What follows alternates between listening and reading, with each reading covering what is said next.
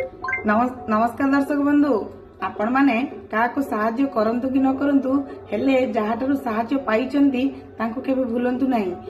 समस्ते बा सबु लोक केवल टंका पैसा जे साहाय्य करि परिबे ताहा नुह।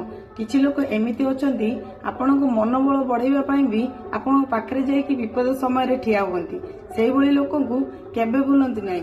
किंतु आम समाज रे एमिति अमानविकता लोक अछंती जे मेडिकल बेड रे तांकर अपरिष्कार जिनिस सफा करथिबा लोकंकु भी सेमाने एते जल्दी भूली जाती।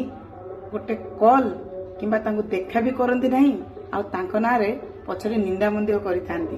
सेही भली लोकंकु ना जीवन रे जेते विपद रे पड़ंतु आ केबे तांको सहाय्य करिवे नहीं। जय जगन्नाथ।